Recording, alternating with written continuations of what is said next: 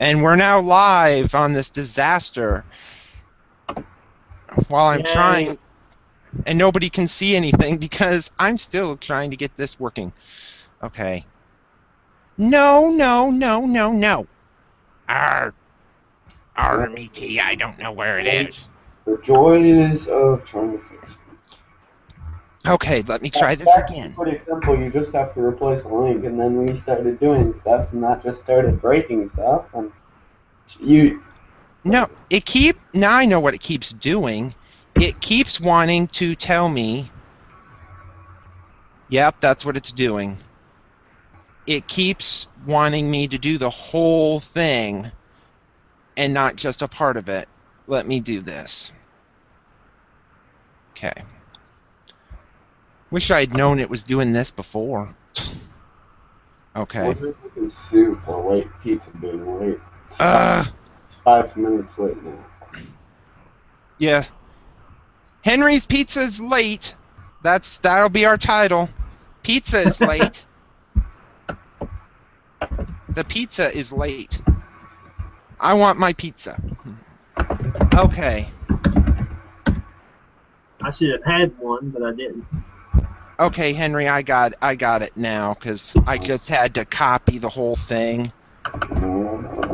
And then I'm going to move it to this one. Boom. And then delete this. Boom, boom. Update.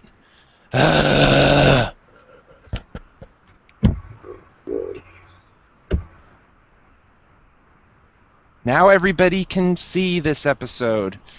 And they'll run away and hide now.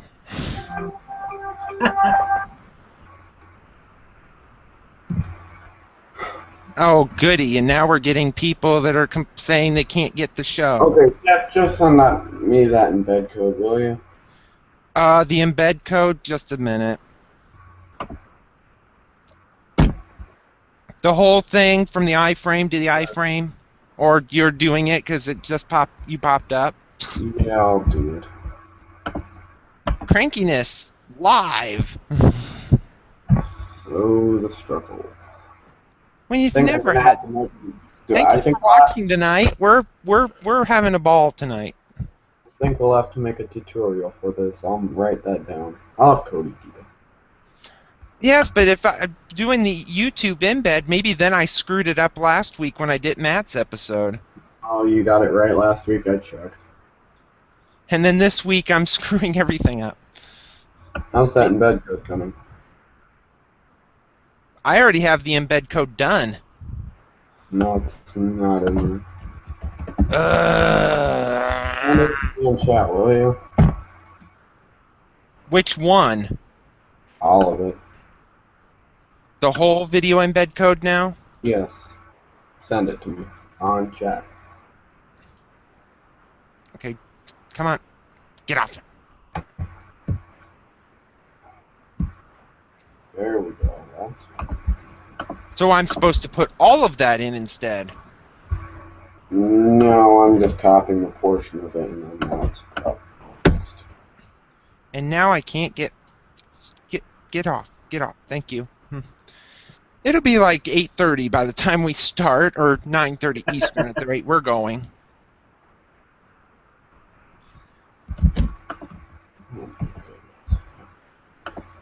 In between it getting humid a day before it was supposed to get humid and the state having 2 severe thunderstorm warnings when nobody was home, we're having a ball today.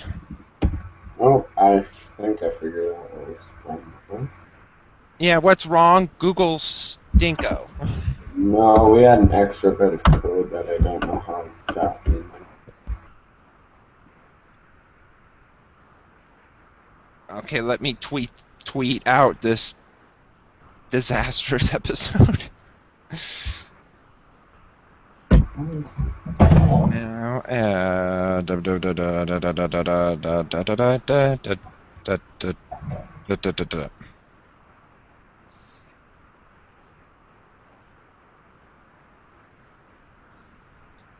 Okay, if we can get this to work.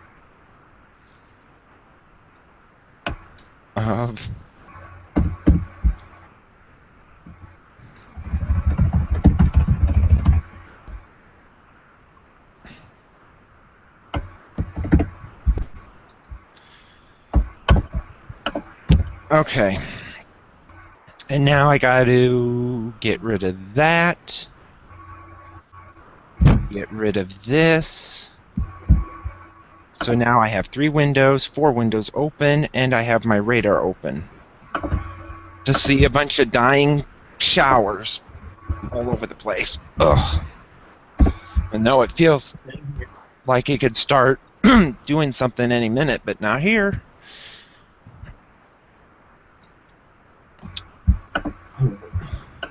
This will be Unlucky 13. We're sorry, Mike, that you have to be on Unlucky 13.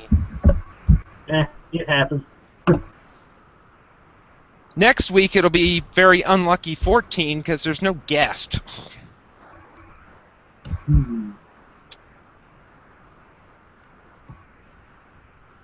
What in the name? We're hope by then we'll probably be completely tired out of our mind with all the possible MCSs we're going to get next week.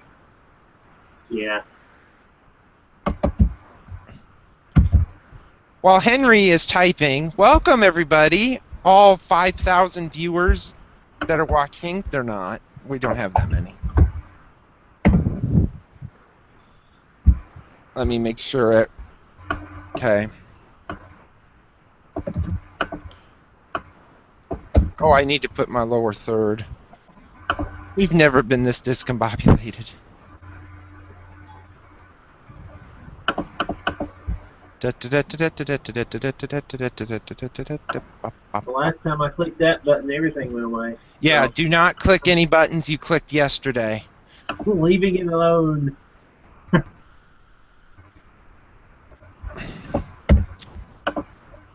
Okay, I do not want to see me. Thank you.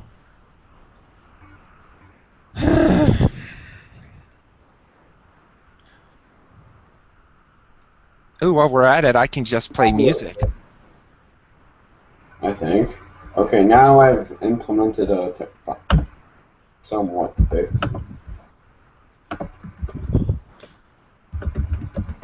IT Henry at work. He's fixing our website. And wondering why our website does not like Google now.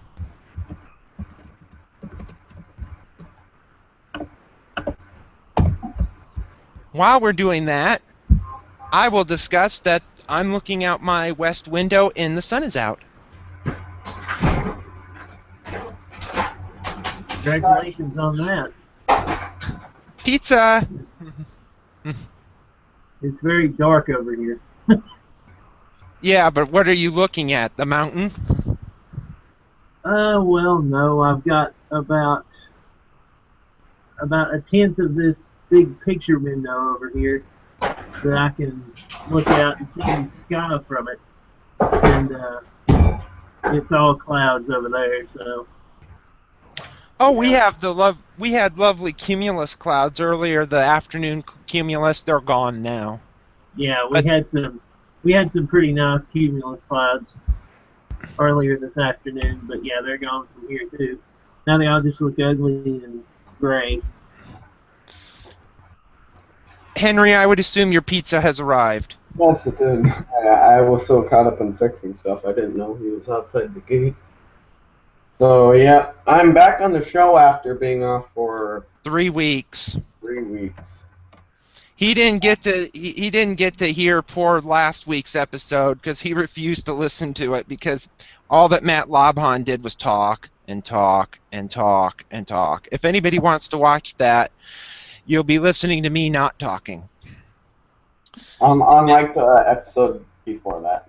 The episode before that where I talked way too much and I got yelled at for it. We had emails about that. So. All right. So I believe we are live and ready. Oh, we've been live for like 10 minutes. Everybody has watched this disaster. They watched you leave to go get your pizza. Oh, good grief. They Well, heard the man at the door saying 1895 or whatever it was. Yeah, totally. Totally. I don't the think it was that weather much, though. Here is humid. The temperature's nice, but it's humid out. Yeah, the humidity. Boo. And we're gonna hear the Sports Center theme all all show The, long. the wind helped things here, but overall it was okay today, other than the humidity. Oh, I by the was way, we haven't actually started the program. Welcome to Polygon Issuance number 13. Now, Henry, continue.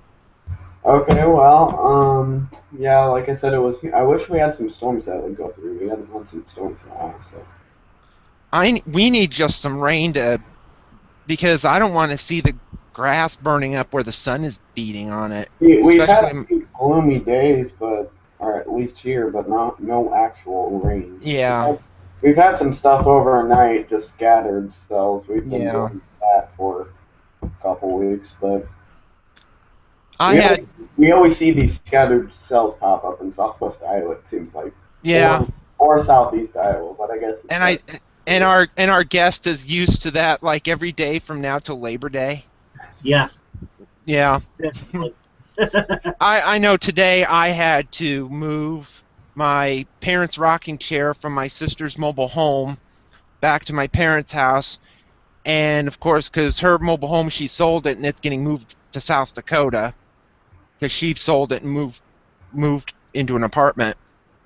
It was so blasted hot in there with the air conditioner turned off. Oh, God, I felt like I was going to die or something. But luckily I wasn't there very long. But it's just the humidity is what's killing me for the fact. But I have my air conditioner on, so only because I turned it on because I was working and getting all worked up and all hot and sweaty. I'm sure everybody watching and listening wants to hear me talk about being hot and sweaty. It's humid. I mean, it's reality. It's always The humid. dew point is only in the low 60s. I'm hating when it's going to get to the mid 70s. Yeah. I mean the temperature's nice and we get some good winds up here, but If it's in the mid 70s dew point, I'm hoping it's just raining and it's in the 70s for temperatures, because I'm not. We've had to run through the last 2 years of temperatures over 100. I am not going to want to go through another summer of 100 degrees again. well, it's better than having wind chill warnings and advisories everywhere. I'm sick of wind chill warnings. I'm sick of wind chill advisories. I'm sick of winter weather advisories. January was just horrid for us. I think the entire month of January was a winter weather advisory. Mike, Or aren't you lucky you don't live here with winter weather advisory every day of the month? Oh, that was horrible. Thanks to the mountains, we have those all the time, and we have a lot of things that happen here along the Tennessee-North Carolina border. The counties in Tennessee are split down the middle, like Greene County Mountains and Greene County Northwest. So we'll get a lot of having to split counties down the middle and say that you are in this winter weather advisory or whatever, and you are not. And that's always interesting to have to figure out on the radio to try to explain to people. See, they have polygons for winter weather advisories. Why can't they do that here? Except we don't have mountains. I think it's because all our counties are squares or rectangles. all 99. Ours are most definitely not. But that would make it more, wouldn't that, Henry, make it more simpler to have winter weather advisories in big polygons? I mean that a winter weather advisory for northern Polk County, a little bit of. Oh, that would be horrendous. Can you imagine what the weather radio would go off as? Oh my gosh. That would just look weird. Like, I guess it would be smarter, but. We've had, and I know Mike has this too, and we're kind of starting off topic, but you could have these bands of snow. We're talking about cold weather because we don't want to talk about hot weather. Where you'd have these bands where even here, you could go from Des Moines to Ames, which is only about 25 miles difference north to south. Des Moines could get an inch of snow. Ames could get 10. Why put all of Story County in a winter storm warning when southern Story County may not even get winter storm warning criteria? That sort of makes sense. Now I'm almost thinking we need polygon warnings for winter weather. Maybe we need to discuss that in a later episode, maybe sometime in the fall. Well, that's not necessarily how they work here. It's just it's as if they're completely different counties, and they don't polygon it. They just It's draw. just as if they're different counties to highlight, pretty much. Probably along the ridge line, probably. Right Yeah. now, the only things they're doing polygons for, as far as I know, is hydraulic, um, Yeah. severe thunderstorm, tornado, flash flood, just the basics, and special weather statements. But that's Yeah. Special weather statements. It's going to rain. yeah. Oh, there's. Oh, wait. It's about as bad as short-term forecast. Now Yeah. it's partly cloudy out. Oh, those are the worst. We may see a few showers. It depends on where you live. Oh, I like the ones where it says Yeah. the sun will be out the rest of the day. No kidding. Yeah, I mean that's what the forecast is. Whatever. It's like, why do you issue that stuff to say it's sunny? Maybe there's Okay, I see this big ball in the sky. It must be a sun. It's either that or it's the biggest meteor I've ever seen. Maybe they missed something in their normal forecast and they're like, oh, we better account for this, and they send out a short-term forecast saying, oh, we messed up on our forecast. It probably is going to rain when we had a 20% chance for the entire state. Okay, well, I think we better introduce our guest before he thinks, what the heck am I doing here? But anyway, Mike Cox is here. We're not sure why. And I need to move my thing down because nobody can see me. He works in radio at all these stations that I don't know which one he works at. I think it's WHCB, something or other. Yeah, one of them. That's one of them. Okay. He works at one of them. I think there's 4 in the group in Bristol, Tennessee, Virginia, the Tri-Cities, that somewhere in there. Yeah. That's where he works. So you can Yeah, introduce yourself further if you want to, because I am not good at introducing people, because then I'll talk for an hour. So. Okay. Well, I work at 4 radio stations, WHCB, which is over there, WPWT, which is called Top Gun Radio, which is where I'm sitting right now, and the studio back there is WHGG, and that's our 3 stations down here in Bristol. We have a station in Abingdon. WABN is the name of that. I do mainly radio stuff on it, as opposed to weather stuff, which is what I do down here at these Bristol stations. Yeah, and so how did you get the weather bug? Because I think you are native in that part of Tennessee. Yeah, I've lived in Bristol for pretty much my entire life, and the weather bug I guess I was born with it, because my mom loves to tell the story that when I was a kid in 1st or 2nd grade, maybe even before that, they told us to draw an outside scene, is what they called it. And all the other kids were painting little white fluffy clouds and all that stuff, and all of mine were either dark gray or black. So they sent that home to my mother with a note and said, there's something wrong with him. Oh, dear. So, yeah, such was the education system I grew up with. But from there, I just checked out weather books all the time. I had the same little blue weather book all the time in my elementary school years. I kind of lost the bug a little bit when I was in high school, and so I went and decided to do broadcasting when I went to college. And long story short, that was pretty much my second love, essentially. And what happened at that point is I was here. I'd gotten my broadcasting degree. I started working here full time that summer, and through one of my classes, I went to meet Dave Dirks, who's the chief meteorologist up the road at WCYB, the NBC station up here, and he said, well, we have a lot of Mississippi State people around here that come through and go elsewhere, and they have a online meteorology program you can take. I said, no way. And looked into it and decided to start taking the classes, and the station kind of said, ooh, we can have a weatherman. Let's help with this. So that ball got rolling, and I went through all of those classes, and now I am the official staff meteorologist, I think is what they call me. And I pretty much do severe weather like anybody else does, except I can't show anybody anything. I'll sit here and I'll tell people pretty much the towns and which roads that the storms are close to and all of that kind of thing. You have to be more descriptive on radio, obviously, since you can't show anything.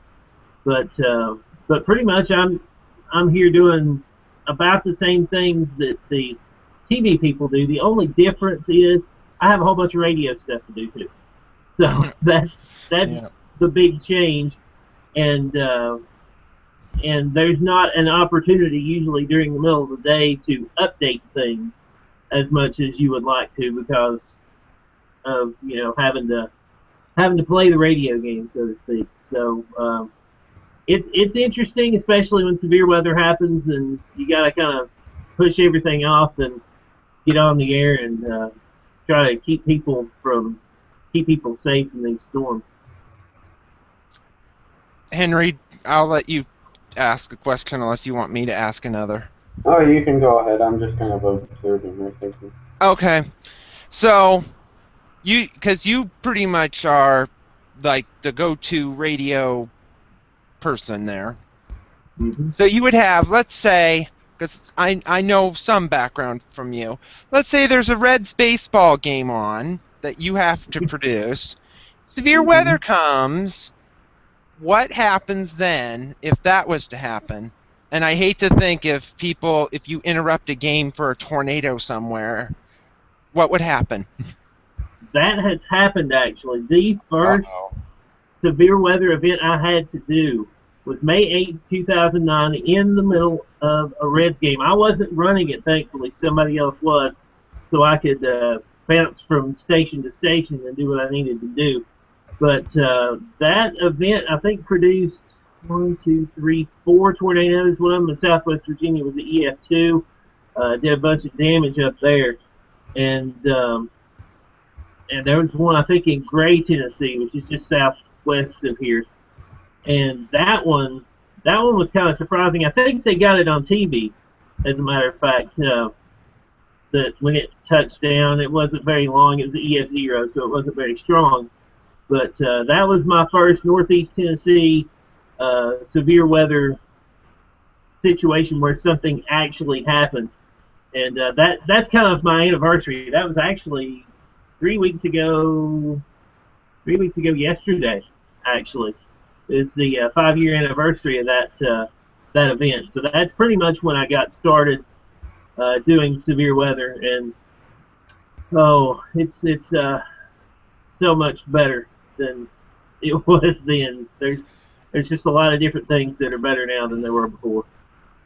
Do you think well, of course, but summarizing radar on radio for, say, like a radar indicated tornado warning, how do you go amongst that when you talk about that on radio? I mean, rotation-wise. It's kind of hard to describe, but it's basically getting down to pretty much the towns and even the communities that are in the area, and just saying, if I don't go to great detail. I don't say it's going to be near this road or that road or anything like that, because I don't have cameras. I can't see it. So basically, what I do is I'll take the polygon and I'll get all of the different communities that are in there, and I'll just tell everybody. I don't say, this is going to go north of you or anything like that. I just tell everybody to get to a safe place, and I go through it as quickly as I can, but as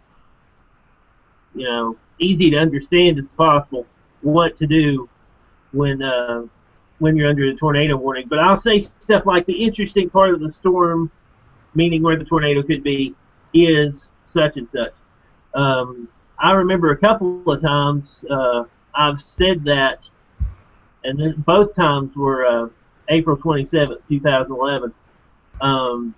Both of those, I named the town that the storm hit. And that's an interesting situation when that happens. I've only had 2 events that I know of that actually produced tornadoes, the one in 2009 and that one in 2011. and it's interesting to look at the radar, and I've been trying to study the radar as much as I can because Morristown is a couple hours drive from here, and that radar is pretty high up off the ground by the time it gets here. So you're scanning up into the storm, and that can be difficult in itself in trying to figure out where the rotation and the storms happen to be during these tornado warnings. So we pretty much found another place that the radar beams are too high. It seems like there's too many of them, and that's another thing. You have to describe the storms, but then I don't know if you had to do this where the beam is at X feet, 8,000 feet or whatever. So you could say, well, there's rotation at 8,000 feet, but we're not sure it's on the ground. I don't know if you listen to scanners at the same time, because that would be almost completely multitask. Is somebody, or if you are listening to scanner traffic to make sure if something's on the ground as a confirmation? A little bit, but the difficult part about that is that I don't have a switch. I've talked to people that have a switch in one of their studios where all of the stations are in one studio. I don't have that, so I have to pretty much, in the last event I did, the laptop I'm using for this, I pretty much have to take it from one room to the other and back again if we have a situation like during the day or something. So I don't really get much of a chance to listen to scanners. We've got one, and I'll flip it on every once in a while and see. And nowadays you can do streaming video from the TV stations. That helps because if they have something, they're definitely going to show it. So that's actually a pretty new thing to this area. I don't think they've been streaming video that long around here. So that's pretty new. And but the fun part of it is especially when it's about this time of night, when you've got stations that we have 2 AM stations, and they shut off at different times. So you have to keep in mind with that too. Okay, is this station on? The one I'm in right now, it broadcasts all the way down to Knoxville, although I don't cover that far. But you can hear it almost down to the University of Tennessee, as a matter of fact. And you've got to know, and I have to know it as a part of my radio job, but you've got to know, when does this station go off, when does this station go off, what does this station cover on the translators, because we have translators on both of these AM stations. So you've got to know what they cover and that sort of thing. So you got to have a lot of maps in your head, the way I have to handle it, because of the 2 AMs with their translators. It can get pretty funny figuring out, okay, do I need to go in there? No, it's on the AM station, so it's only covering Kingsport, so that warning's not for them, so I don't have to go in there. It gets interesting when you get to about this time of day here about 8:30 in the Eastern time zone, when transmitters start turning off, and you got to remember, okay, I don't have to be in here anymore, and it's a wild thing that TV people don't necessarily have to deal with, because they're all on all the time, and if they're on a radio station that cuts off, they don't necessarily have to worry about it. And that's something that I have to keep in mind pretty much all the time. That sounds like stress. Yeah. You have to think. I think radio is probably a tougher job than television, because you have to audibly describe the warning and the radar to the viewers. They don't have a screen that has what you have, so it's hard. Plus all the issues that you said with the transmitter shutting off, you have to worry about that. You're trying to get reports. You're trying to say what you need to say in radar. You have warnings coming in. So, and you're a one-man crew pretty much, if I understand right. So you have to do this all yourself, and I'm sure you've been through multiple different outbreaks, and that probably adds up and stresses you out a bit, because you're a one-man crew doing covering many counties in Tennessee. So yeah, it's definitely stressful. The other thing you have to deal with that I just thought of is the EAS, which every radio station and TV station has to have, and it will cut off I've had numerous times where I'll be talking about a warning and I'll get cut off in the middle because the EAS is sending another one down. And the the key to that is not having a whole bunch of counties that will trigger the EAS with warnings, because you kind of pretty much just have to have your home county in that. But that's another thing that you kind of have to dodge on the radio, is making sure the EAS runs the way it's supposed to, and all of that kind of thing, and then listening to it, push the button on the board and listen to it, and then when it's done, push, and you have to hear it click back to your system, to your automation system, to your studio, and then you can start talking again. So it's there's a lot of, needless to say, a lot of moving parts in doing severe weather coverage down here. How many counties does your station cover? Do you know off the top of your head? Well, I mean, we've got our signal goes from, I don't have a number, but our signal will go from here to about Knoxville during the day on the AM stations. We'll get to just about Knoxville and up into eastern Kentucky. I don't remember exactly how far, but we'll get way over into Boone, North Carolina. We'll get a little bit past there before it starts dropping off up to Whitwell, Virginia. So it's a pretty wide area, and I kind of have to condense it a little bit, because there are some parts of the immediate area that won't get us because of various reasons, because of being behind the wrong hill or behind the wrong building or something. But to keep everything sane, I keep it kind of within about a 10 to 12 county area, right around the closest part of, right around the airport, pretty much in Blumpville. There's 5 counties, and actually it's 12 counties overall. There's 5 in Southwest Virginia and 7 in Northeast Tennessee that I will cover with tornado warnings. And I may, if I'm in the process of coverage, I may include a couple in Western North Carolina too. So then you'd have, like, and this is for all of them, or just the one that stays on all the time? The one that stays on all the time, and see, I still don't have the world's greatest grasp, but where I don't have all of the maps in my head, because you can go to Radio Locator and find all of the coverage maps and all that stuff. But our main FM station has about the same coverage, a little bit different, but about the same coverage as our AM stations when they're on during the daytime.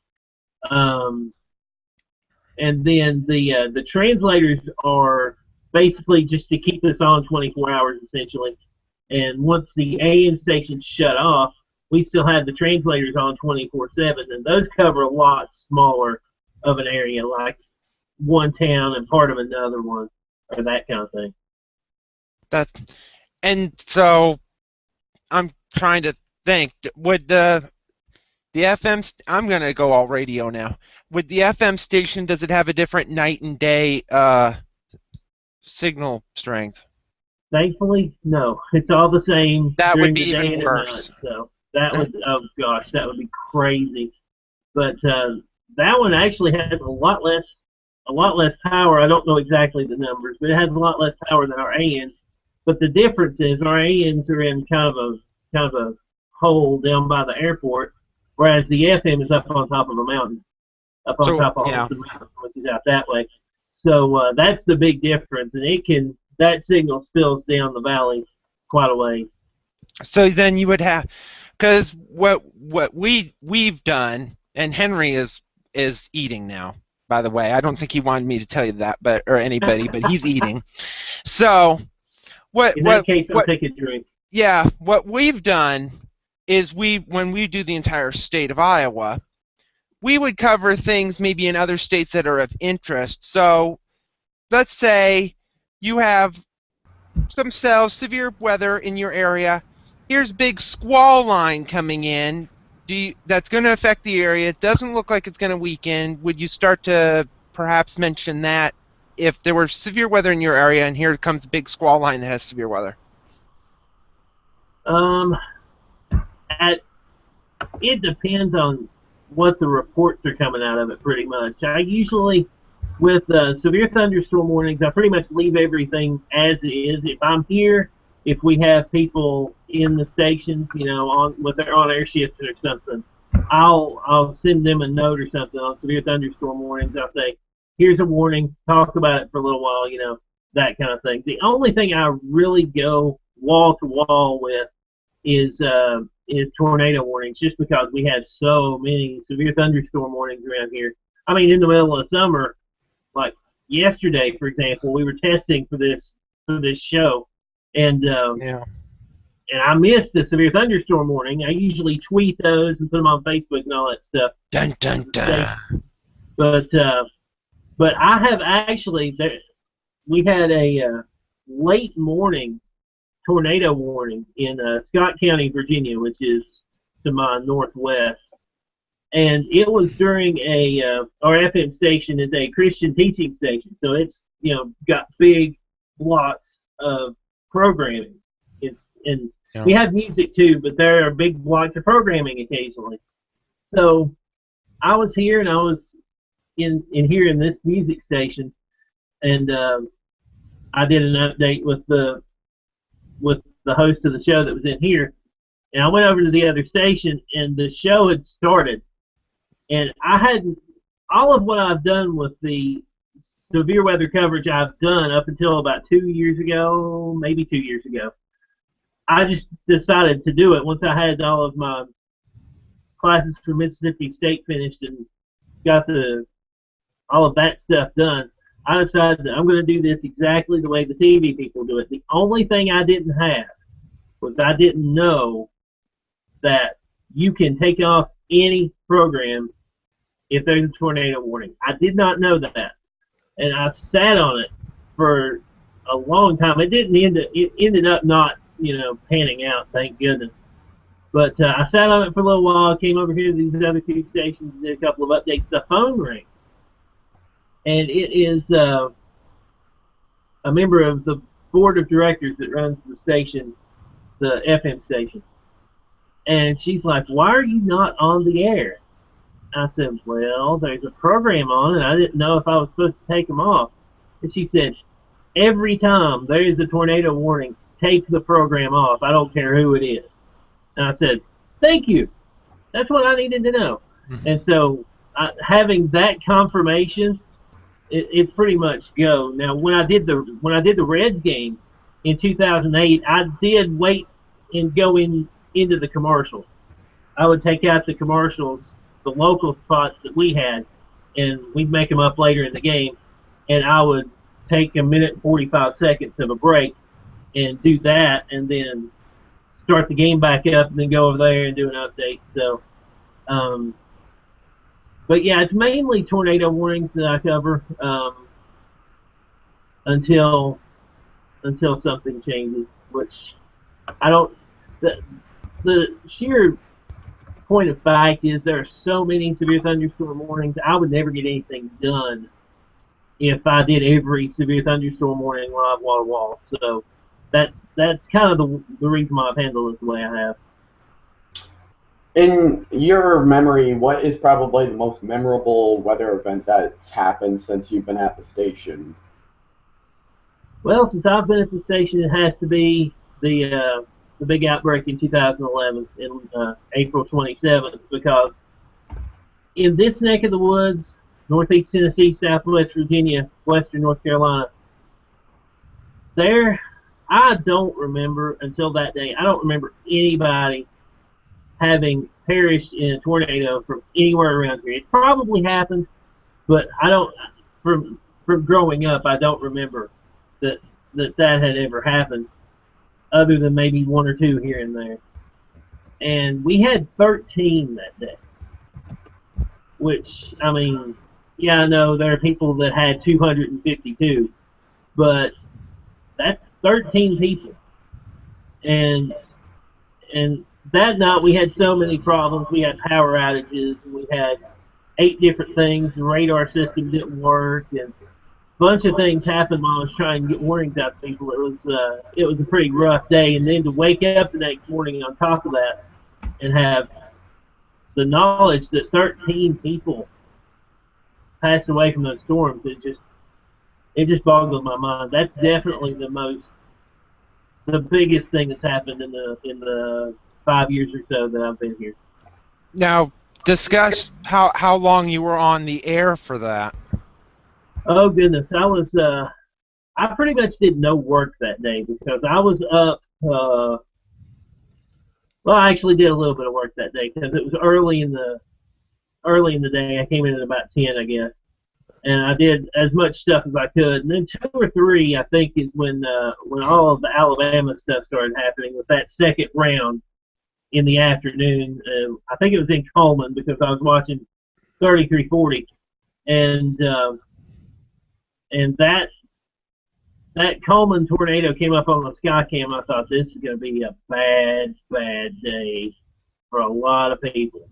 And what normally happens up here during events like that, I won't say like that because that's the first one I've ever seen, but in severe weather events, a lot of the times around here, it will be dead by the time it gets here. All of the dynamics will be gone, and we get a bunch of loud thunderstorms. By the time they get to halfway through Sullivan County, Tennessee, they're, all they are is thunderstorms.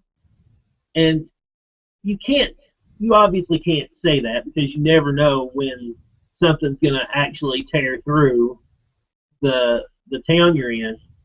But up until the Coleman tornado, when I saw that, I was thinking, throughout the days before, because I could see it happening just like everybody else, I was thinking, I had in the back of my mind that maybe we'll get lucky and maybe it will just move on. It will take so long to get here with the storms being severe that they would not have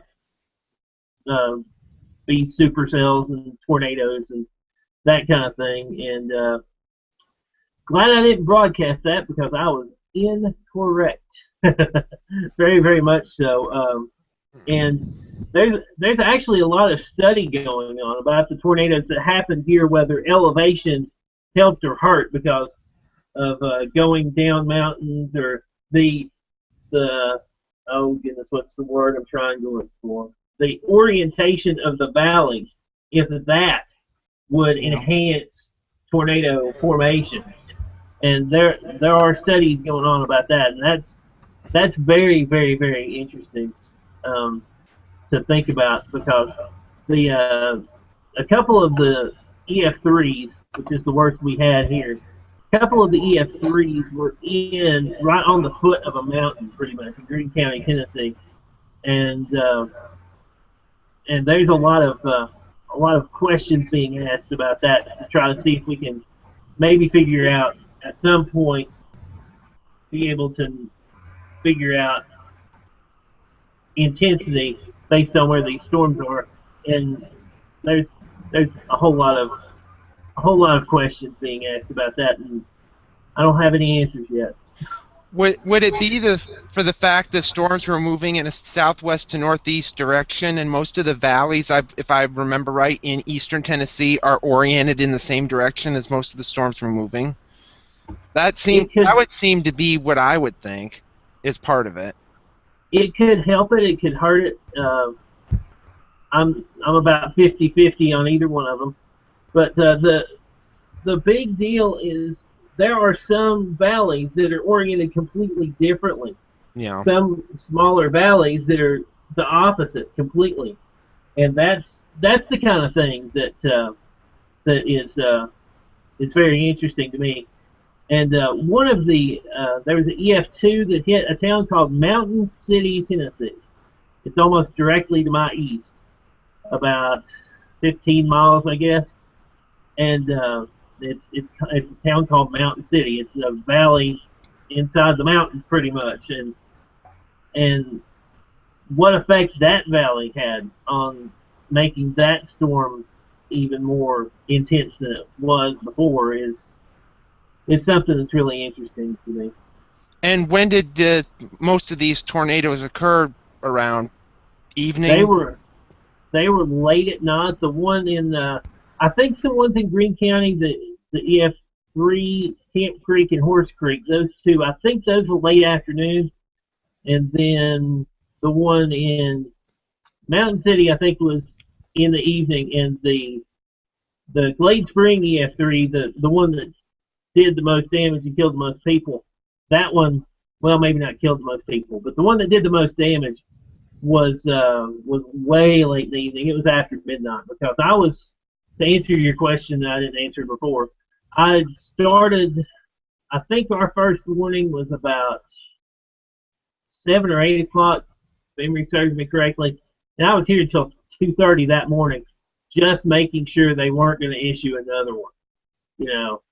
And but it was, yeah, it was every bit of 3 o'clock before I went to sleep that night, probably even later than that.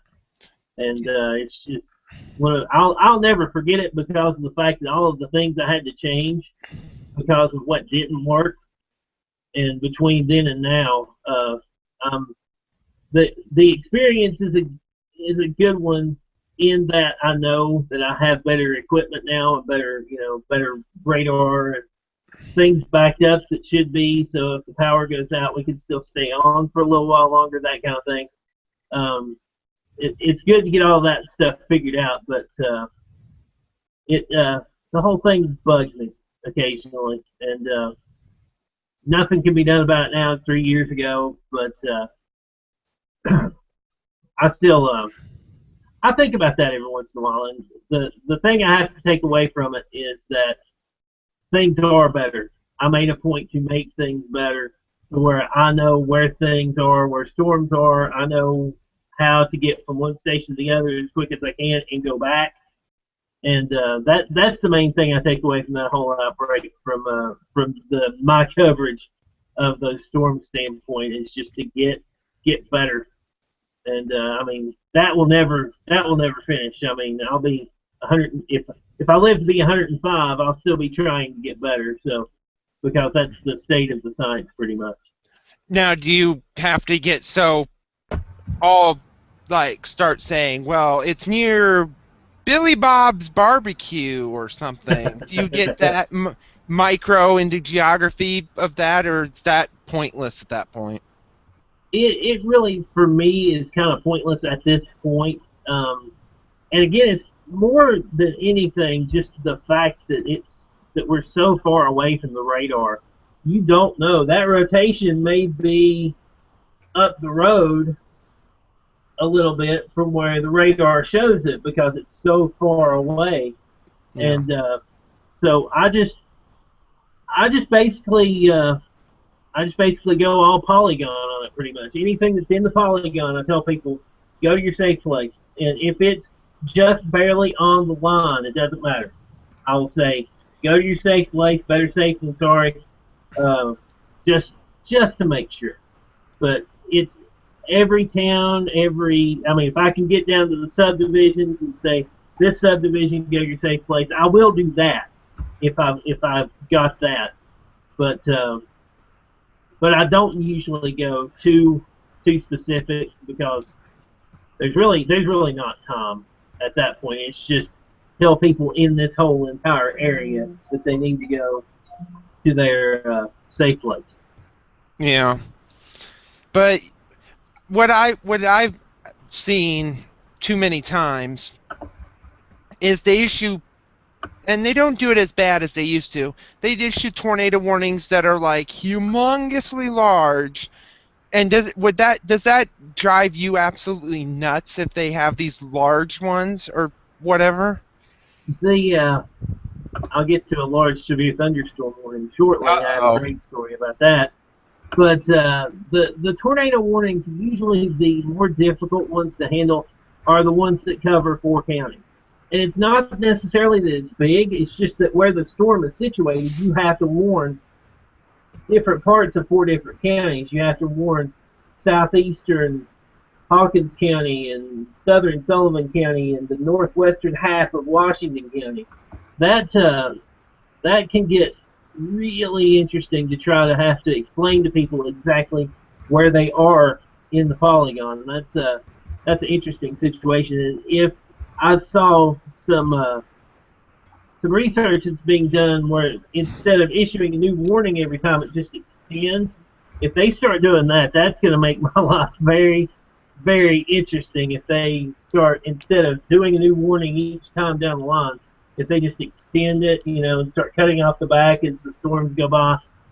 That that will that will completely change how I have to do things, because I guess what I'll have to do if they do that is there will have to be a switch somewhere in some studio where I can push it and all stations are on at the same time, because if they're changing the warning every 4 or 5 minutes, then that's a game changer, and that that will definitely change how I have to do things if it comes to that.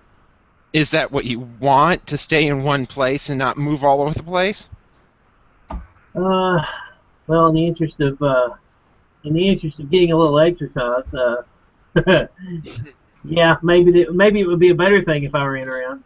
But the really, honestly, I don't have to run around that much, because of the fact that once the AM transmitters shut off, pretty much I'm in the FM station only most of the time. Now, if we get into western Sullivan County, which is where Kingsport, Tennessee is, or close to Johnson City in Washington County, Tennessee, if we get there, that's when I'll have to come in here and do some warnings and coverage and stuff like that. It would be a lot better if I had a button, and I know a couple of people that do radio. They're TV people that do radio too, and I know a couple of people where they can just go in a room and push a button and they're on all the radio stations. That would be the thing that down the road I may have to have, especially if the issuing of polygons is such to where it changes every 5 or 6 minutes. Then that'll completely change how I have to do things. And I'm hoping they're not going to be doing that, but I think they're going to. I know that we've had a few tornado warnings where they do updates every 5 minutes. But we've also had tornado warnings. This was several years ago, where we had a tornado warning. The tornado, it wasn't on the ground, by the way, was moving at 50 to 55 miles per hour to the northeast. Well, all our counties are rectangles or squares. So, in turn, instead of 3 or 4 counties, I think, if I remember right, the tornado warning was for 7 or 8 counties. Wow. And this was on my weather radio, because I don't use the codes. I just let it go off because I think it's cool. And I'm geeky. Yeah. The first county that popped up, and I'm in east central Iowa, the first county that popped up was Clark County, Missouri. Why am I caring about a storm in Clark County, Missouri? Yeah. And so you'd say it's in another state, and it's moving so fast. And most of the tornadoes even down there move 40, 50, or some even move 10 or 20, but just going back to that 7 or 8 counties thing, we get a lot of like extreme northwest. Oh God! A lot of extreme northwest of this county, and it's And often we had one warning that only clipped like barely any of the county, but they still included it in the warning. If you're in like extreme northwest of this county, it's probably only like a couple houses. And you'd almost have to wonder, Mike, do you run into the problem of saying, okay, this part of this county, because I don't know, how many people are living there? Is there even people there? You start to run into that problem. Yeah, that's where you have to tell people that your weather radio, if you have one, is probably going off right now, but don't worry about it because you're not in it unless you're in this football field size part of the northwestern part of the county. We have goofy shaped counties here, and some of them kind of jut out in between a couple of them. So we've had a couple of those warnings where it's extreme northeastern whatever county, and that's where you have to pretty much say who's in it and who's out, basically. It's pretty much how you have to do that, and that's a consistent thing too. You've got to tell people where it is and where it's going and who needs to be in a safe place. You also have to tell people you're okay. You can come out of your safe place. You're done. Everything's cool. And sometimes, like in the big outbreaks, you have to say you're okay for now because something else may be coming down the road, and it's it's a lot of things to keep on your mind at once, and it's it's interesting. I'll put it that way. It's very interesting. But yeah, we do get the extreme northwestern part of certain county that's like a football field. That happens every once in a while around here too. And the issue with that is that when they switch to storm-based warnings, there's no way for computers, software, or anything like that to read the extreme northwest, northeast, whatever it is. Yeah, they have the coordinates of it, but the computer isn't easily able to read that by saying northeast. So the weather radios still say the emergency activation system doesn't, but the weather radios will go off for any portion of that county because it's not able to read if it's for a specific. It'll just go off for any. If you program it for that county, it'll go off for it, and that confuses a lot of people. And honestly, I've probably gotten away from just mentioning counties because after a while, like extreme northwest Polk County, okay, they aren't going to know directly what areas are in that warning. And that's with you and radio, TV, you have radar, on radio, you don't. So you have to name the cities and the general areas of it. And that's probably why, I mean, I don't talk about counties that much as I used to, but I've gone mainly to cities now because that's easier. And if you live in rural areas of this county, that's probably easier too. Yeah, it definitely is, and a lot of it is the way I usually do it. I'll start off with here's the warning, here's what counties it's for, and then I'll break it down into what towns are in, what towns are out, who needs to do what, and who's okay. You know, that's a big part, and it may be bigger for me than it is for TV people because they can show it. And as long as people know generally their location geographically, they'll know whether they're in or they're out that way. Whereas I can't show it, so they have to depend on me to tell them what town, even down to the subdivision sometimes, what's in and what's out. And that's something I focus on whenever I'm doing severe weather coverage. And just I mean, you have to name off the cities because people are going to do their normal things because the weather radio will go off and say these cities are affected.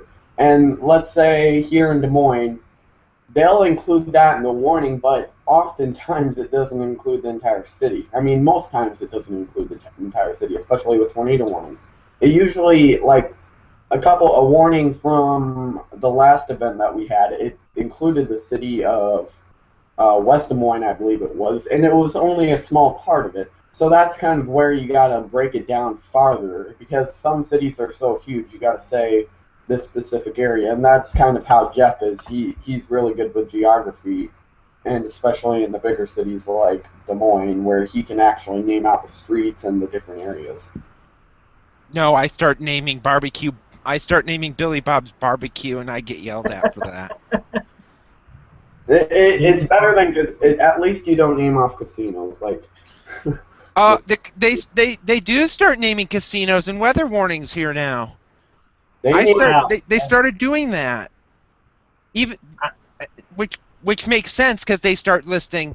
And I don't know, Mike, if you read the warnings. Because I don't know if they do this down there.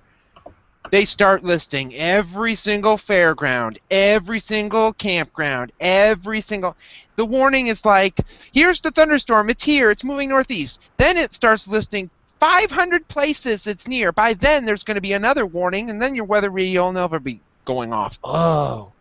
Except the problem is, and I'm not going to go into this, and Henry knows this. It was a couple days ago, it was a week or so ago, we had, where I'm at in Jones County, Iowa, we had 5 severe thunderstorm warnings, okay? They didn't get a single one of them right.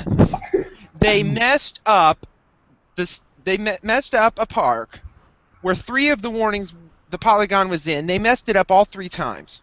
Go into that a bit more. What do you remember? I don't remember it. All I remember is that was the best thing ever because I started laughing every time the radio went off. Was it a state park that it got to? It was a county park. There were more cities. It didn't finish the rest of the list. Yeah, it skipped them. It just repeated the same thing over and over. I don't know if it does that, if weather radio down there is that messed up. And I mean, I think naming those landmarks are crucial, especially during the fair season. But like during the period where there's nothing happening at the fairgrounds or state parks, especially like when the state parks are closed, but they still name them. I mean, it depends on when it is, but we still name off each one anyway. But I think it's really important to name off the specific areas so we don't warn more people than we need. So that false alarm ratio, I mean, that kind of goes into it. We don't want people thinking, hey, I've been in how many warnings today and none of them have affected me. And then they get this tornado warning that comes through and it hits their town. And then, I mean, you just got to make sure you get it right. I mean, you don't want to include more than you don't. You don't want to include more than you need to, and you don't want to include. You don't want to exclude anyone either. Yeah, we had an interesting situation in a town just northeast of here, Abingdon, Virginia. They have the wonderful sirens that go off when there's a tornado warning. Little did anybody know until a week ago Thursday, about 8 days ago, they sound the tornado sirens for severe thunderstorm warnings where the Weather Service predicts wind gusts over 70 miles an hour. Uh-oh. There's no standard for cutting off tornadoes. They do that. They sound our sirens in my town. We have 4 sirens in my town. One of them is 2 blocks away. Anytime they sound them, I can barely hear them, and one's 2 blocks away. And they do it for 80 miles an hour or higher, or a tornado. Their main purpose, of course, is for people in the outdoors. They're not meant for people that are indoors. If anybody's outdoors when the sirens go off, they deserve to be, well, I'm not going to go there, because by the time they issue the warnings here, the storm is already hitting here, so by the time the sirens sound, if they're not indoors by then they have no common sense. And the thing I really have wished for over the years is that why hasn't there been some type of regulation, however you want to put that standardizes the tornado siren protocol, because it changes so much from city to city. Like in Clear Lake and Mason City, we have 2 that we're pretty close together. I mean, we're only a mile or so apart, and they're not even. They're different per city. I mean, people get confused if they move, and then, I mean, travelers too, I guess. And one of the things that I found out in the course of all of this is you would think every county's emergency management office, pretty much in the entire country, on their website would say, here's when we do severe weather sirens, or in Abingdon they call it a severe weather alert. It's the siren, but they call it a severe weather alert warning, something like that. But I've done some research and looked at every city and county's EMA around here.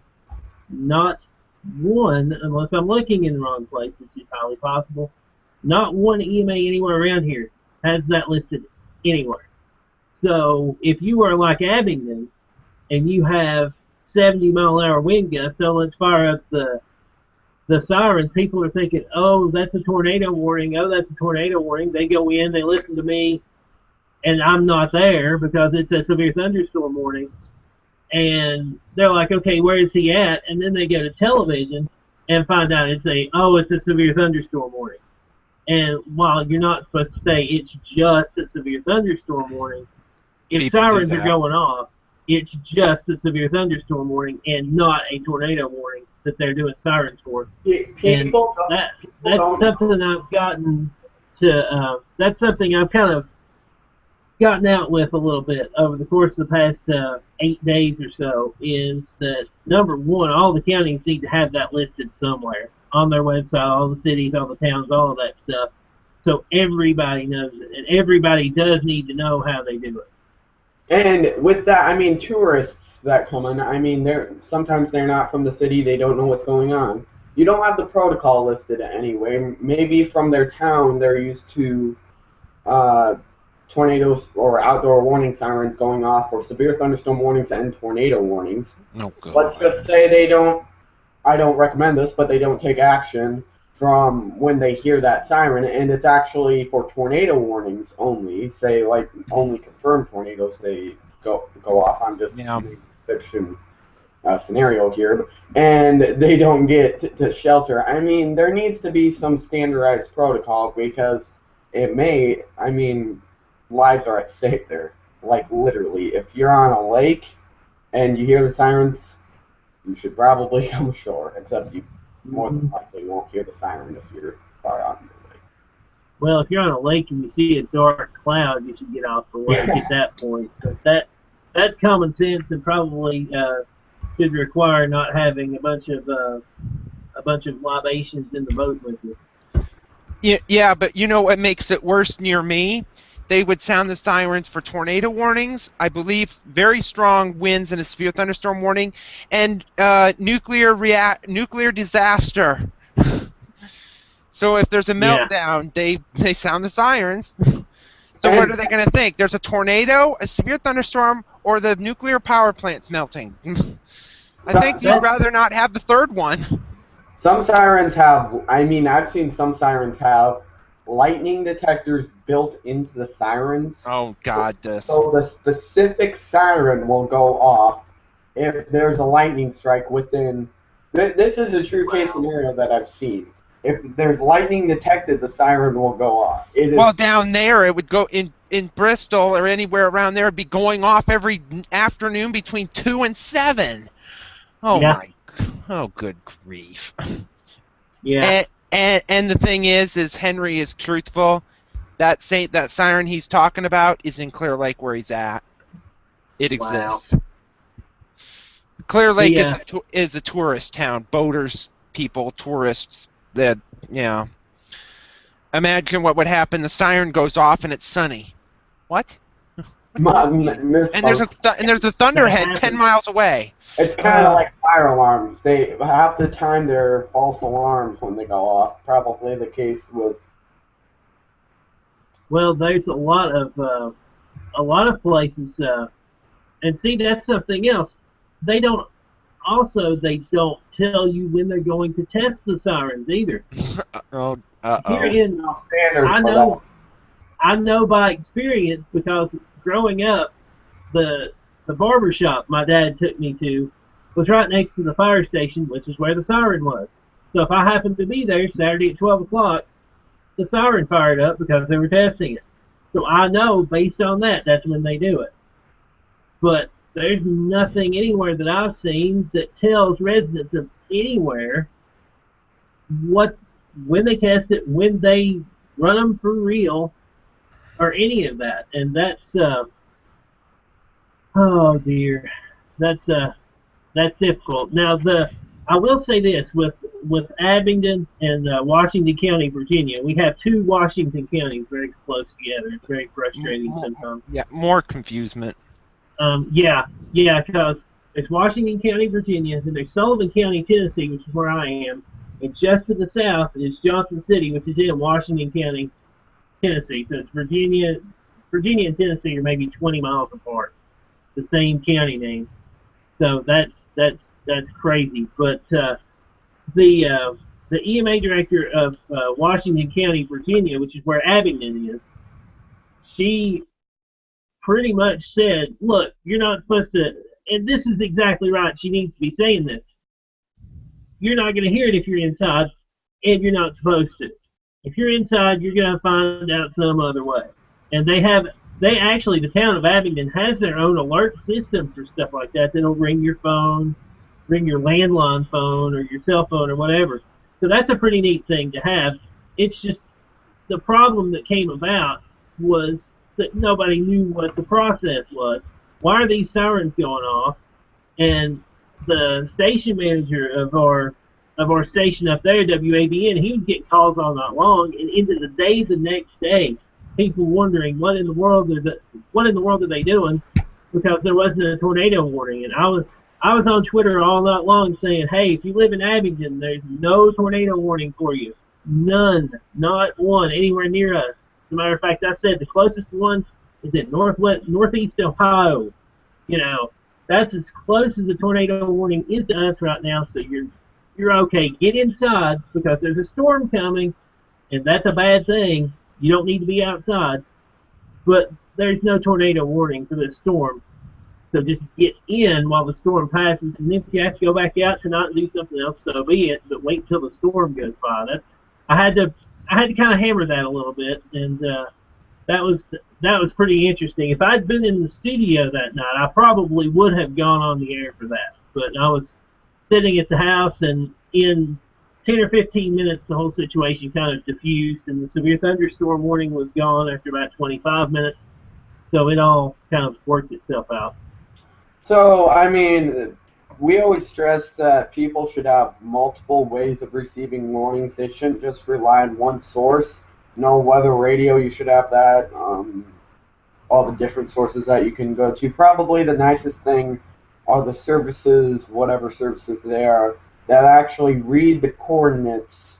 You program a city into this app on your phone, and it will check the coordinates of the warning and actually warn you if you're in that warning. So that kind of removes the problem with county warnings.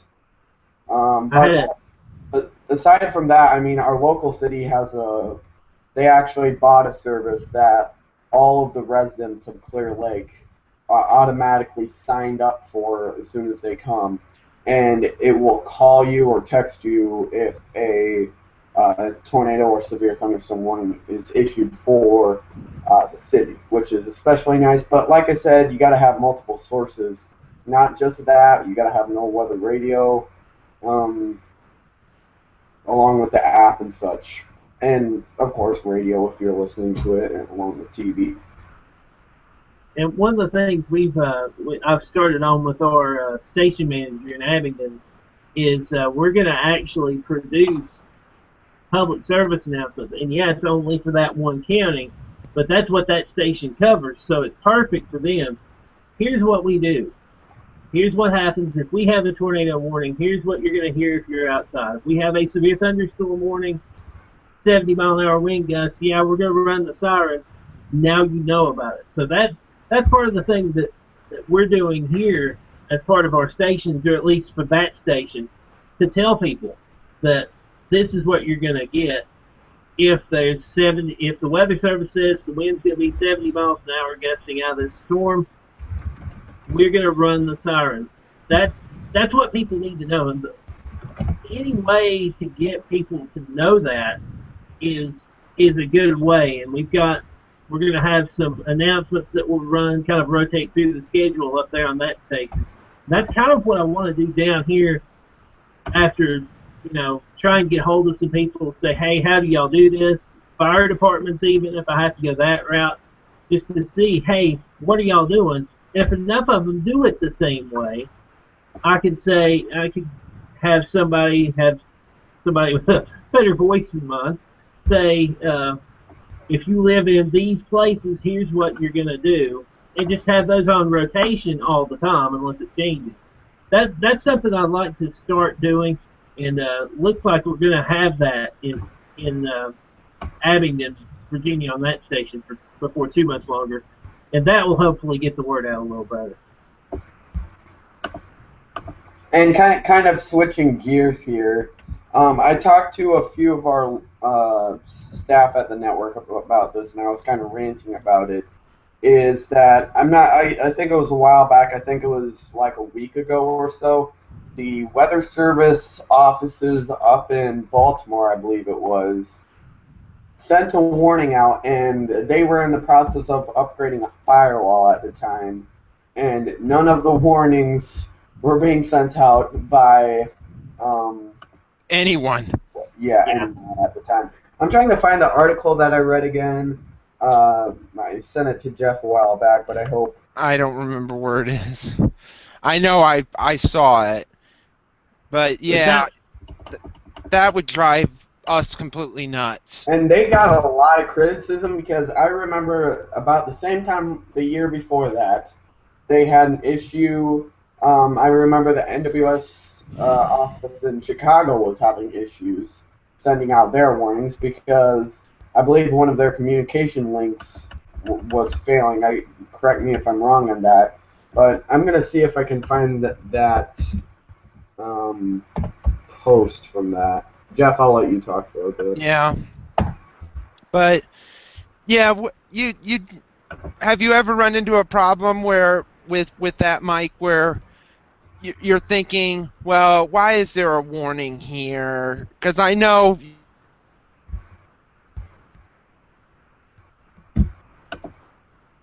when we talked last night, you're not buddy, evidently. Evidently, nobody's talking. I think you kind of froze up there for a second. I missed to ask the question. Okay, I have to see if my internet's going to die on me, but that you don't see eye to eye with the Weather Service in Morristown because of some certain things. That occasionally will happen. I mentioned the enormous severe thunderstorm warning earlier. It was 2 years ago in February of all times. Cold front moving through, you had a big line of severe thunderstorms. They warned everybody from Johnson City, Tennessee to Chattanooga. One morning, 30 counties. We were doing our FM station is a non-commercial station, so we do fundraisers, and it was in the middle of that. So I looked at the warning in my office. I thought, what in the world? Of course, it makes sense because that line of storms is going to hit all of that. So it does make sense to do it that way. But I got the warning and printed it off. It was a page and a half because of the 30 counties, and I stood out in the hallway where all of our guests were for the fundraiser, and I said, well, we have a severe thunderstorm warning for Anderson, Claiborne, Knox, Sevier, Anderson, and Washington, and Green, and blah, blah, blah, blah, blah, blah, blah, blah, blah, all the way down the line. There were so many of them, I can't remember them all. That's one of the times when I agreed with them, but there are occasions. I had, this was 2 or 3 years ago. I was grocery shopping, of all things, in Blountville, which is about 20 minutes down Interstate 81 from here. Not even that long, actually, about 15. And my phone buzzes in my pocket, and I pick it up. Tornado warning for Washington County, Virginia, which is where Abingdon is. And it's the middle of summer. So it's one of these summertime pop-up thunderstorms, you know. And they issued a tornado warning for it. I looked down and I said, I am 15 minutes away from my radio station. What do you want to bet that that's going to get canceled before I get there? Sure enough, I got in, I got the computer started up, I was about to turn the microphone on. The Polygon was gone. The storm had weakened, and the warning was no longer needed, so they canceled it. And that actually has happened to me a couple of times, because I actually, one year I was on vacation and I just stayed home. I didn't do anything. I just stayed home for the whole week. And the same thing happened. They issued a tornado warning, and I figured I'm in town, so I might as well go in and do what a meteorologist is supposed to do, because when I'm not here, nobody's going to do it. So I figured I'm in town, I might as well just go in and do it. And sure enough, 10 minutes after the warning, I got to the station and it was gone. And people were looking at me like, why are you here? Because I'm on vacation, I'm not supposed to be here. And I said, well, there was a tornado warning for, I think it was Greene County, down north south. But it's gone now, so bye.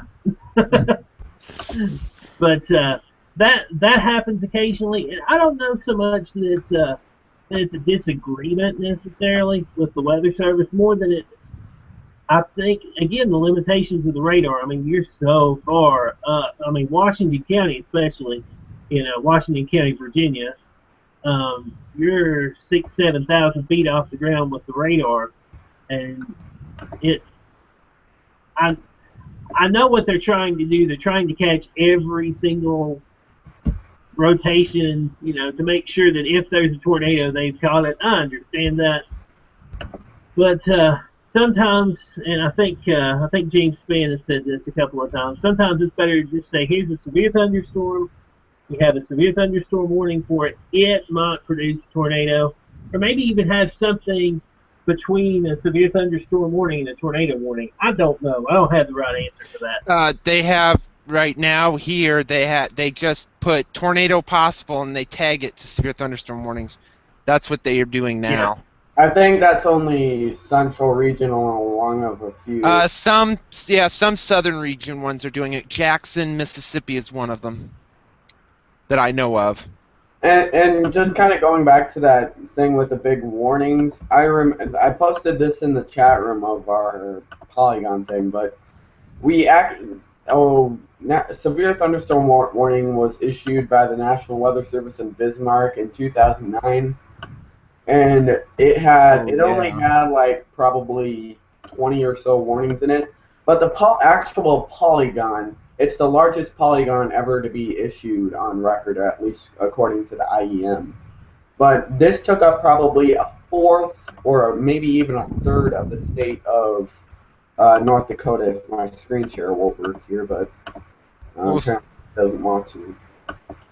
But this warning, I mean, I can understand it if it's a damaging wind threat, but, I mean, issuing one for like a third of your state, I mean, are you kidding me?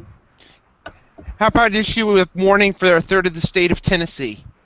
Or wait a minute, they already did once. Yeah, that warning, I think I've been to that where they have the list of the top 10 biggest and the smallest warnings, and I think that one from Morristown is probably 8th or 9th on that list. That one was just mind-boggling. I know. I guess it makes sense from a standpoint, from a resources standpoint, just to kind of lump them all in.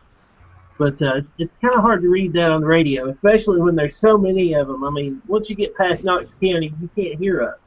So I'm sitting here with a highlighter. Okay, yes, no, yes, no, yes, no. It was crazy. And the worst thing about it is you get these humongo warnings, and we've had them here, where they're triggering off weather radio stations here, and you're getting like it. Oh, you get one warning, it triggers 6 weather radio stations, and it's like, that's annoying. That event, that severe weather event, I guess it's been a year or two ago now, that had that big warning, and it taught me something that one of my radio coworkers taught me years ago. And I kind of resented it at the time when he told me that, but he said, we don't want the National Weather Service pirating our airwaves, so we're not putting severe thunderstorm warnings on our EAS unit to make it, basically kill off our programming every time there's a severe thunderstorm warning. That would be nuts. We never get anything on the air. Not this time of the year, or even in the spring. That event, and I thought about that later, I'm like, now I know why he said that. Because imagine if you have radio stations from Johnson City to Chattanooga that have severe thunderstorm warnings on their EAS.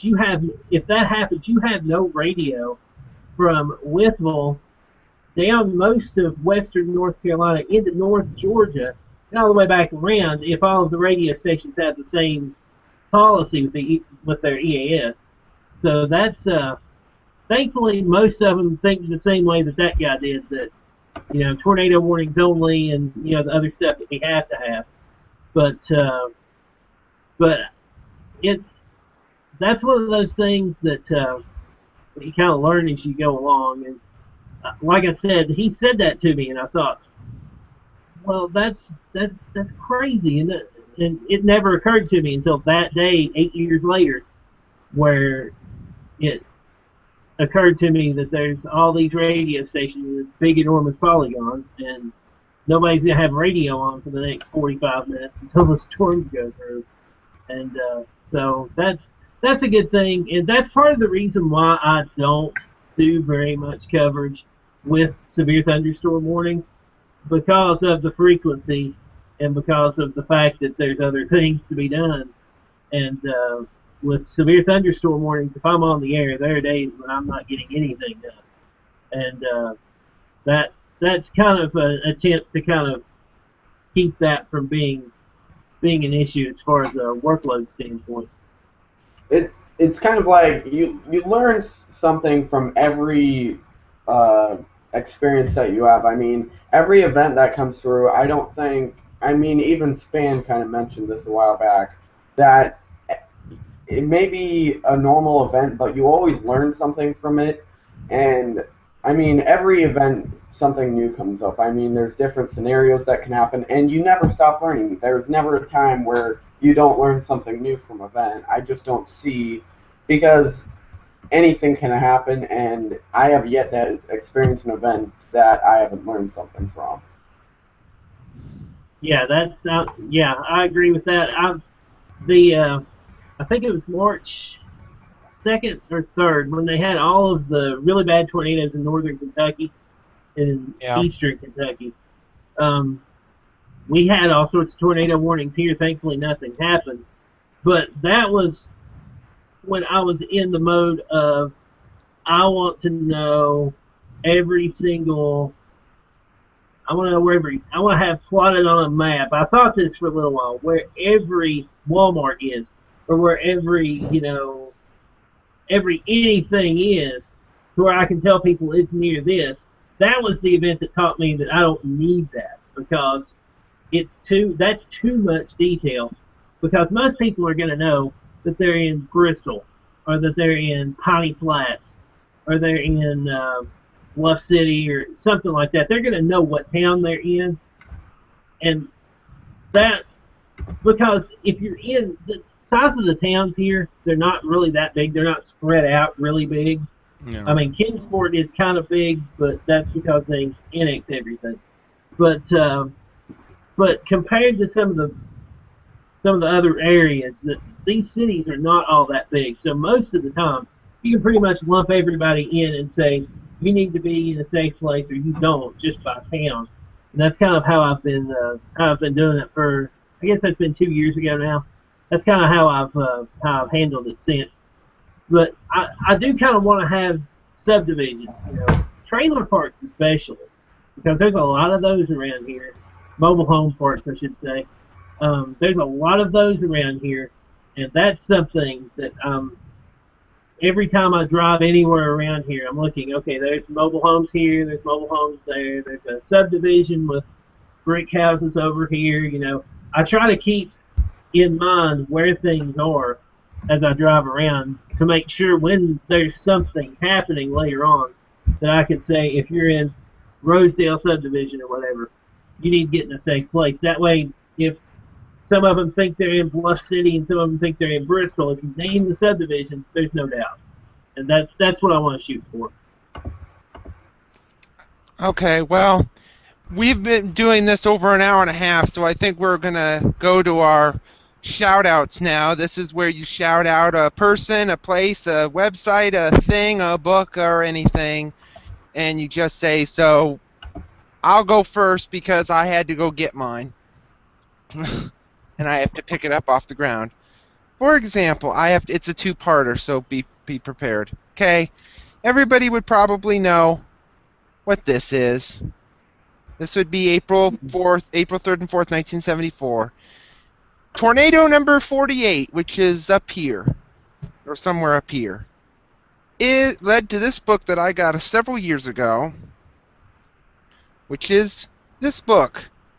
This is about the tornado that hit Louisville, Kentucky on that day, in which excuse me, let me see, I'm going to take a picture, or find a picture.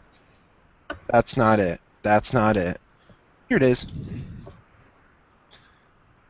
There is the tornado. One of the few pictures of a tornado in a downtown setting, because these are apartments. Here's the tornado. Bet these people weren't taking cover. They were probably taking pictures. But that's my shout out, is this book. I don't know when did this book get printed? Let me look. This was printed on the 30th anniversary, so this was printed in 2004. And the 40th anniversary was just this past April. So, Henry, what's yours? Mine is probably the best explanation, easy explanation for the public about. I'm really into radar analysis and how radar operations and how all that works. And there's this new thing that Jeff and I have talked about in the past that is slowly being implemented at the WSR 88Ds across the nation. It's called SAILS, the Supplemental Adaptive Intravolume Low-Level Scan, I believe it is, which pretty much, to explain it easily, it will go up to, when it's in precipitation mode, which is typically VCP 212 for those radar gurus out there. It will start at the normal elevation of 0.5 degrees, and then it will scan up to between 1.8 and 3.1 degrees before it will drop that back down to 0.5 degrees to complete another scan, and then it will finish the rest of the scan for the analysis. But this will be really nice, I mean, especially with tornado outbreaks, so we can get quicker scans of tornadoes as they come in, so we can update it quickly and make necessary changes on where it's headed. But I think that'll be really nice. The National Weather Service in Des Moines has an excellent write-up on this and makes it pretty simple for the public. And they have it now. I can't screen share it because my screen share is and the Weather Service in Des Moines has it. They got it yesterday. They have not used it yet. They should have used it today. They didn't. Actually, I have seen it in use. The image that I sent you, Jeff, actually saw it in use. I believe they're having some issues with it on... Yeah, DMX's radar, I had it up earlier.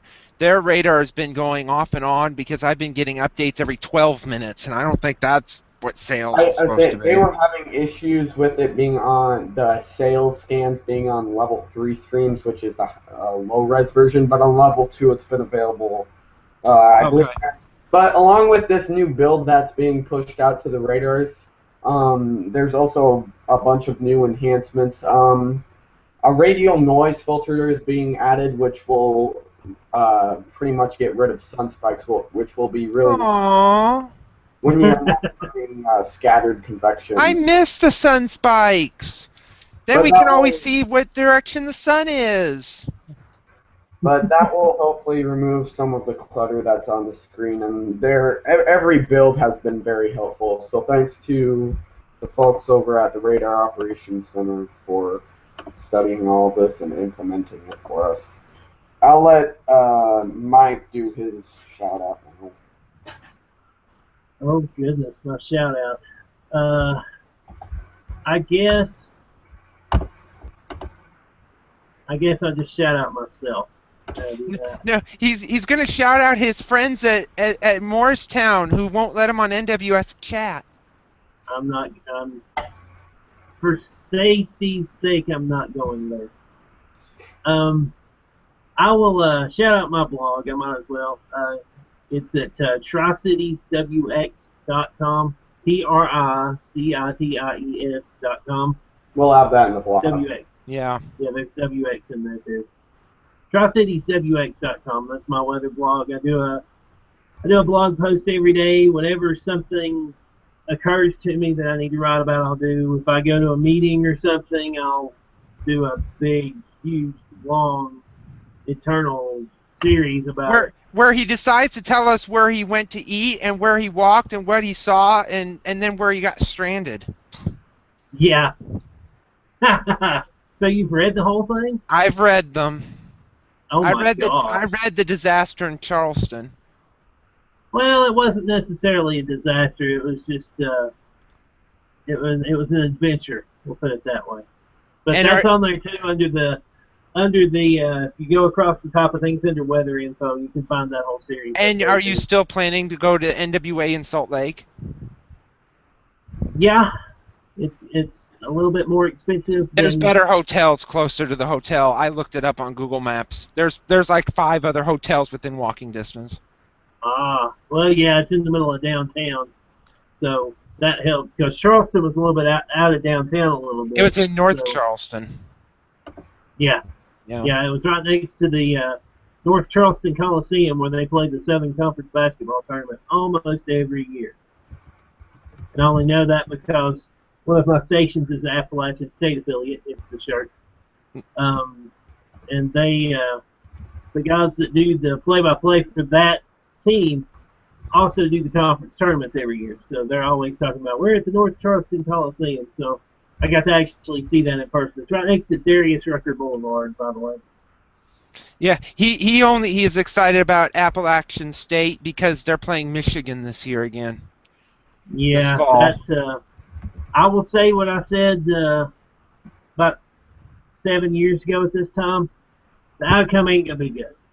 And if App State wins that game this year, you'd be surprised.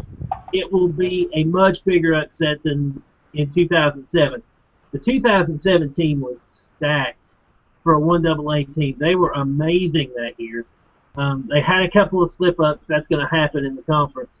But they still ended up getting to the playoffs, getting to the national championship game, had a share of the conference championship. Everybody had 2 losses in conference that year. So still was able to get in off of that and won the national championship again. So that won't be the fate of the team this year, namely because they're not even in that division anymore. They're in the Sun Belt Conference now. So they're gonna be playing for a bowl game every year. So yeah, at least there's that. Well, that was our sports portion of the broadcast. Thank you for joining us for sports. Maybe we'll have news at the beginning. What's newsworthy? Oh, well, we won't talk about that because I don't think we want to. But Henry, if you want to sign us out this week about, or wait a minute, let's talk about while Henry's about ready to sign us out. We had a comment. Henry and I are like Statler and Waldorf. Oing, oing, oing, oing. Oh, it's terrible. Oh, it's great. Oh, it's not too bad. Oh, it's awful. Oh, boo, boo. Oh, that's great. Oh, Lordy. Okay, Henry, you can take over. About it, but for Mike, thank you for being on. It was a really great show. Discussed a lot of things. You can contact us by reaching us at info@iawx.net. You can find me on Twitter at handle Henry C. Luker _WX. It's not Henry Clucker. It's Kluker. Or Luker. That's his new name. Jeff, you can reach him at handle IowaWX. Mike, what's your handle? I'm at WXMC. He works at a radio station in New Jersey. I do not. That's, I think, where it was. Or Maryland, or something. I can't remember. Yeah, it's New Jersey. You can find the network on Twitter at IowaWX Network. For Jeff, Mike, and I, thank you for watching. God bless and just have an excellent weekend and evening. Goodbye, everybody. Thanks, Mike. You have an open invitation, by the way, because nobody else wants to be on. Okay, Wave bye, everybody. Bye-bye, Bye. everybody.